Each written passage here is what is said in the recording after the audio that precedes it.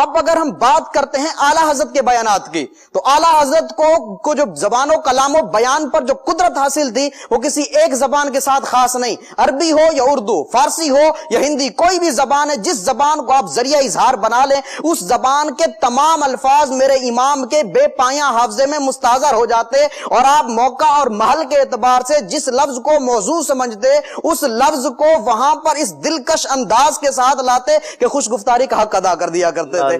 آپ کا کلام بھلے وہ نثر کے اندر ہے یا نظم کے اندر ہے، اشفاق بھائی آپ کو امام اہل سنت کے کلام میں بھلے وہ نثر کے اندر ہے یا نظم کے اندر ہے، ان تمام کلاموں کے اندر مسجع الفاظ کی لڑیاں اور مکفہ جملوں کی ایسی مالائیں ملیں گی کہ بندے کی عقل دنگ رہ جاتی ہے۔ آپ دیکھیں فتاوی رضویہ کا سب سے پہلا عربی خطبہ سب سے زیادہ حیرت انگیز ہے، حیرت انگیز عربی خطبہ ہے، اور یہ بلا شبہ فصاحت و بلاغت کا ایک اچھوتا شاہکار ہے، دلکش اشارات، روشن تلمیحات، خوبصورت استعارات اور خوشنما تشبیہات پر مشتمل اس فصیح و بلیغ، بے مثال و بے نظیر، حسین و جمیل خطبے کی خصوصیت یہ ہے کہ اس کے اندر خطبے کے تمام لوازمات و مناسبات، یعنی جو لوازمات ہوتے ہیں حمد باری تعالیٰ ہے، نعت مصطفیٰ ہے، مدح صحابہ ہے، آقا علیہ السلام پر صلاۃ والسلام، آقا علیہ السلام کی آر پر درود و سلام، یہ تمام چیزیں جو ہے وہ کتب فقہ اور ائمہ کے ناموں سے ادا کی گئی ہیں۔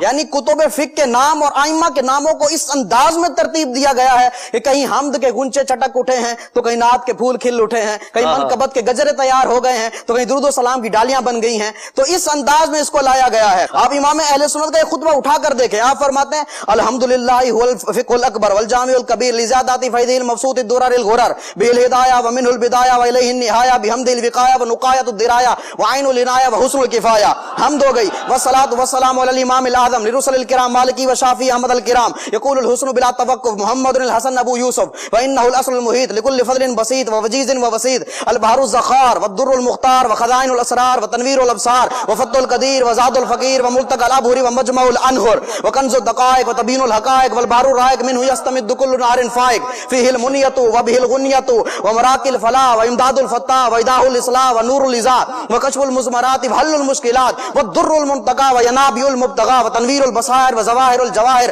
البدائع النوادر المنزہ وجوبا عن الاشباہ والنظائر مغنی السائلین ونصاب المساکین الحاوی القدسی لکل کمال قدسی وانسی الکافی الوافی الشافی المصفى المصطفى المستصفى المجتبى المنتقى الصافی عدۃ النوازل وانفع الوسائل لاسعاف السائل بعیون المسائل وعمدۃ الاواخر وخلاصۃ الاوائل وعلى آلہ وصحبہ واہلہ وحزبہ مصابیح الدجا ومفاتیح الہدى لا سیما الشیخین الصاحبین اللاخذین من الشریعۃ والحقیقۃ بکلا الطرفین والخطنین الکریمین وکل منہما نور العین ومجمع البحرین وعلى مجتہد ملتہ وائمۃ امتہ خصوصا الارکان الاربعہ والانوار اللامعۃ وابنہ الاکرم الغوث الاعظم بخیرۃ الاولیاء وتحفۃ الفقہاء وجامع الفصولین وفصول الحقائق والشرع المہذب بکل زین وعلینا معہم وبہم ولہم یا ارحم الراحمین آمین آمین والحمدللہ رب العالمین۔ اندازہ لگائیں اشفاق بھائی، یہ خطبہ ہے امام اہل سنت کا، اس خطبے کے اندر حمد ہے تو کمال کی حمد ہے، نعت مصطفیٰ ہے تو بے مثال ہے، منقبت ہے تو بے مثال ہے۔ اس خطبے کی ساری خصوصیات گنوانے جاؤں تو وقت کے دامن میں اتنی وسعت نہیں ہے کہ ان کو گنوایا جائے، لیکن ایک خصوصیت اس کی ایسی ہے کہ جو کمال کی خصوصیت ہے، اس کے اندر 90 چیزوں کے نام مذکور ہیں، 80 کتابوں کے نام، 7 اعلام کے اسماء، 3 فقہی اصطلاحات۔ کمال یہ ہے کہ 90 چیزیں مذکور ہیں، کمال در کمال یہ ہے کہ وہ 90 چیزیں اتنی لطافت اور خوبی کے ساتھ مذکور ہیں کہ جن پہ فصاحت بھی ناز کرتی ہے، بلاغت بھی جھوم جھوم اٹھتی ہے۔ ایسا کمال کر دیا ہے، پڑھنے والا حیران مگر ان کے بختوں پہ نازاں دکھائی دیتا ہے، یعنی ایسا کمال کر دیا امام اہل سنت نے اس خطبے کے اندر۔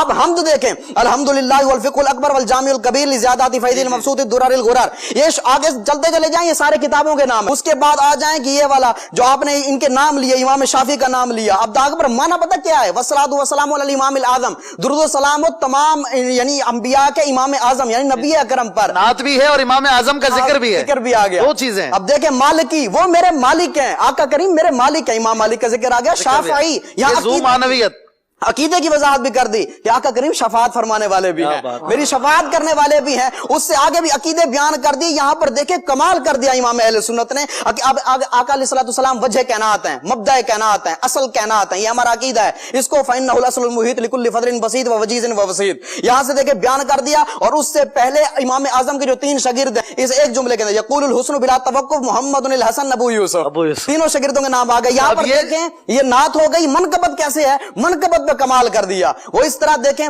کہ جس مسئلے کے اندر امام اعظم اور امام یوسف جو ہے, امام ابو یوسف, وہ متفق ہو جائیں تو ان کو فقہا شیخین کہتے ہیں. ٹھیک ہے. اب دیکھیں امام محمد اور امام اعظم کسی مسئلے میں متفق ہو جائیں تو ان کو فقہا طرفین کہتے ہیں. اور جہاں پر امام ابو یوسف اور امام محمد متفق ہو جائیں تو ان کو صاحبین کہا جاتا ہے. اب یہ تینوں کو شیخین, طرفین اور صاحبین, یہ 3 اصطلاحیں ہیں نا. اب یہاں پر اس کو حضرت صدیق اکبر رضی اللہ تعالیٰ عنہ اور حضرت عمر رضی اللہ تعالیٰ عنہ پر منطبق کیا ہے. وہ کس طرح منطبق کیا ہے؟ فرمایا لا سیما الشیخین الصاحبین الاخذین من الشریعت والحقیقت بکلا الطرفین. فرمایا ان 2 بزرگ ساتھیوں پر جو شریعت و حقیقت کے کناروں کو تھامنے والے ہیں. یہاں پر وہ 3 اصطلاحیں بھی آ گئی. منقبت ہو رہی ہے, یہ منقبت ہو رہی ہے بزرگوں کی. اور پھر ساتھ میں یہ شرعی اصطلاحیں بھی بیان ہو, شرعی اصطلاحیں بھی بیان ہو گئی. اندازہ لگائیں کمال کا خطبہ ہے. جس امام کے خطبے کا یہ عالم ہو, اس کے خطاب کا, اس کی کتاب کا, اس کے ملفوظات کا عالم کیا. کیا بات.